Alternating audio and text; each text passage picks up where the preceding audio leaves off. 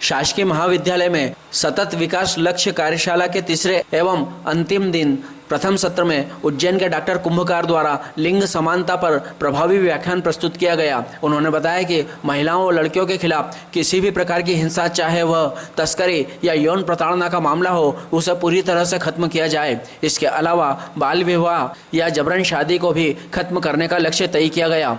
Doctor Kumbhkar ने कहा कि लिंग समानता का प्रारंभ पहले अपने घर पर ही हो। महाविद्यालय के प्राचार्य डॉक्टर पीबी रेड्डी ने स्वास्थ्य एवं खुशहाली पर प्रेजेंटेशन प्रस्तुत किया। डॉक्टर रेड्डी ने कहा कि नवजात के जन्म के समय होने वाली मौत को प्रति 1000 बर्थ पर घटाकर 12 करने का लक्ष्य शासन द्वारा निर्धारित किया गया है। इसके अलावा 5 साल से कम उम्र के बच्चों की मौत दर को प्रति 1000 घटाकर 25 तक करने का लक्ष्य है। सभी देशों, खासकर विकासशील देशों को वैश्विक स्वास्थ्य खतरे को लेकर शुरुआती चेतावनी देने का भी लक्ष्य निर्धारित किया गया है। द्वितीय सत्र में उज्जैन के विषय विशेषज्ञ डॉक्टर हरीश व्यास ने साफ पानी और स्वच्छता पर अपना प्रेजेंटेशन दिया। डॉक्टर व्यास ने कहा कि 2030 तक पूरी दुनिया में सभी लोगों को साफ और सस्ता पानी मुहैया कराने का लक्ष्य प्राप्त करने के लिए भारत शासन द्वारा किया गया प्रयास अत्यंत सराहनीय है। इसके अलावा 2030 तक सभी के लिए एक समान स्वच्छता उपलब्ध कराने का लक्ष्य है। डॉक्टर व्यास ने मुश्किल हालत में रहने वाली महिलाओं और लड़कियों के लिए स्वच्छता पर विशेष ध्यान देने का जोर दिया है। अंतिम वक्ता के रूप में विक्रम विश्वविद्यालय सूक्ष्म विज्ञान के विभागाध्यक्ष डॉक्टर अलका व्यास उज्जैन रही। उन्होंने बेहतर शिक्षा पर अपनी प्रस्तुति दी। डॉक्टर व्यास ने कहा कि 2030 तक पूरी दुनिया में सभी लड़कों और लड़कियों को मुफ्त, एक समान और बेहतर प्राइमरी और सेकेंडरी एजुकेशन की व्यवस्था की जाए। इसके अलावा ये बात भी सुनिश्चित की जाए कि 2030 तक सभी लड़के लड़कियों को बचपन में वो सभी जरूरी चीजें मिले जो उनके विकास के लिए उपयुक्त हो, ताकि वे प्राइमरी एजुकेशन के लिए तैयार हो जाएं। इसके अलावा युवाओं और वयस्कों में जिसके पास उचित तकनीकी और वोकेशनल क्षमता हो, उसे नौकरी या उद्यमी के रूप में मौका मिले।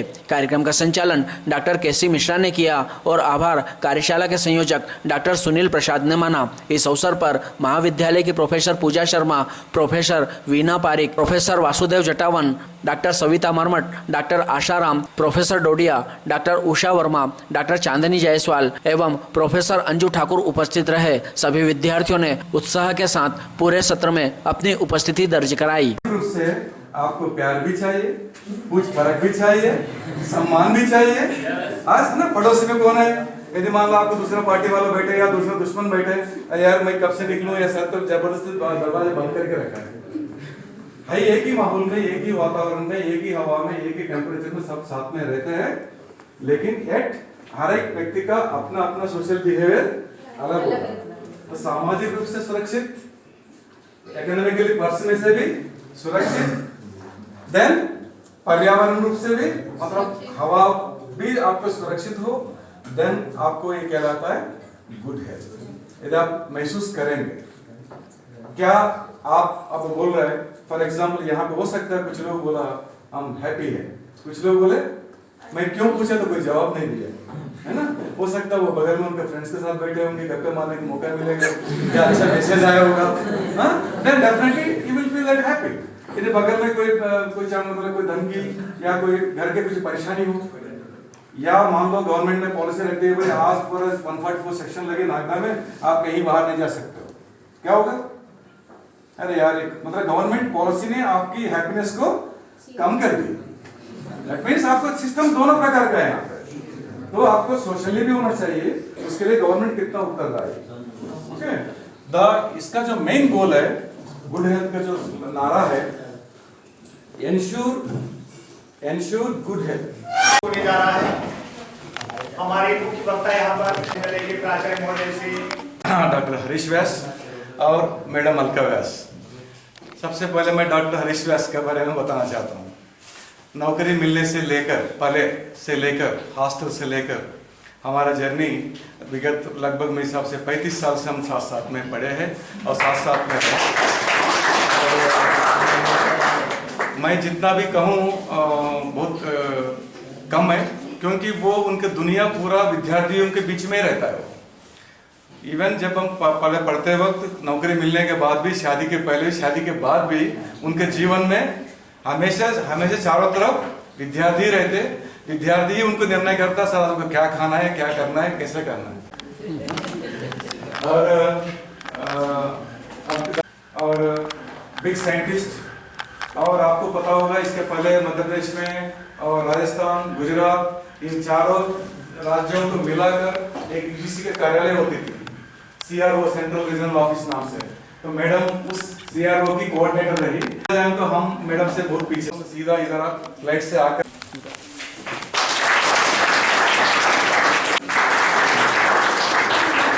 सोचा, बल्कि बच्चों तक उस जानकारी को, उस मैसेज तक पहुंचाने की कोशिश की। जो यूनाइटेड नेशंस के डेवलपमेंट के पॉइंट्स हैं, जो बिंदु हैं, उनके ऊपर अगर नागदा कॉलेज में सेमिनार होता है तो सबसे पहले मैं चाहूंगा कि आप तालियां आपके प्रिंसिपल साहब के लिए।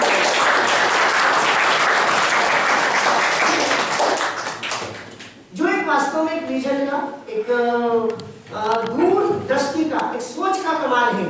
और वो सोच अगर हमारी अच्छी होगी, क्योंकि वो सरल चीज है, अगर हम सोचेंगे नहीं तो हम उठेंगे नहीं, और उठेंगे नहीं तो हम आगे बढ़ेंगे नहीं। यानी सबसे पहले तो हमें सोचना पड़ेगा, और अगर हम सोच लेंगे तो हम पहला कदम उठाएंगे, और फर्स्ट कदम अगर हमारा किसी अच्छे डायरेक्शन में उठता है तो आप मान के चलिए कि मंजिल हमारी नजदीक ही है। कुछ महाभूत का कॉन्सेप्ट है, और ये सब एक इंटीग्रेटेड कॉन्सेप्ट है। चाहे हमारी जल हो, चाहे जमीन हो, चाहे आकाश हो, पर ये जो इंटीग्रेटेड कॉन्सेप्ट की हम अगर बात करते हैं, जो आपस में चीजें जुड़ी हुई है, ये सब आप एक होलिस्टिक रूप से देखिए।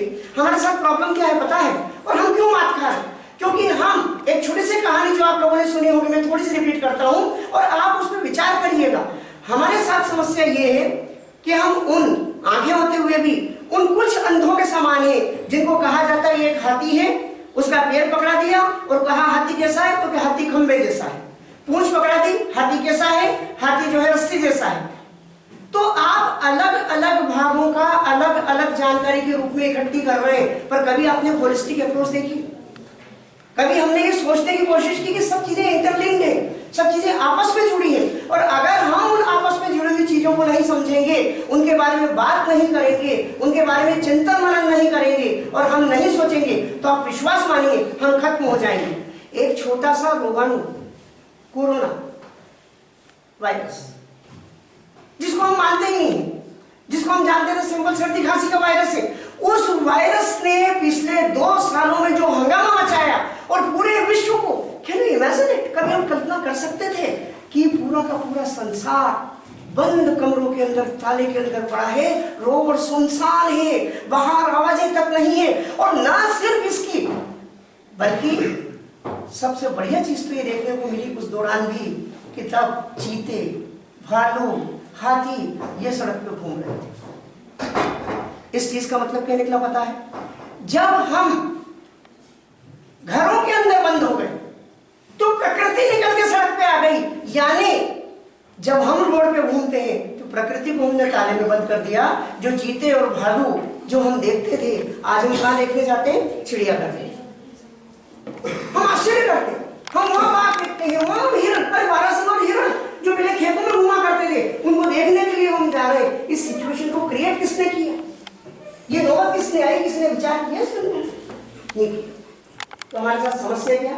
हम एक एक चीज को देखते जा रहे हैं, हम अपने आप को नष्ट करते जा रहे हैं, हम अपने आप को खत्म करते जा रहे हैं। कौन बना? ज्यादा खाना कौन बना? बहुत बड़ा सा एडवर्टाइजमेंट आता है, 2 मिनट के अंदर मैगी तैयार, आपने मैगी बनाई खाई। पर कभी आपने सोचा कि मैगी खाने से हमारा इम्यून सिस्टम खराब हो सकता है? कभी आपने सोचा मैगी खाने से हम बीमार पड़ सकते हैं? आप नहीं सोचते, आप विचार नहीं करते। और इस विचारों का नतीजा ये देखा, इन पेड़ों को काटने का नतीजा ये देखा, हमने उन उद्यानों को नष्ट करने का नतीजा ये देखा कि जब हमें 1-1 किलो ऑक्सीजन के सिलेंडर के लिए ब्लैक मार्केटिंग में जाना पड़ा। जो ऑक्सीजन मुफ्त में आपको पौधे दे रहे थे, जो ऑक्सीजन आपके ये पौधे लगातार दे रहे हैं, उन पौधों को तो हमने काट दिया।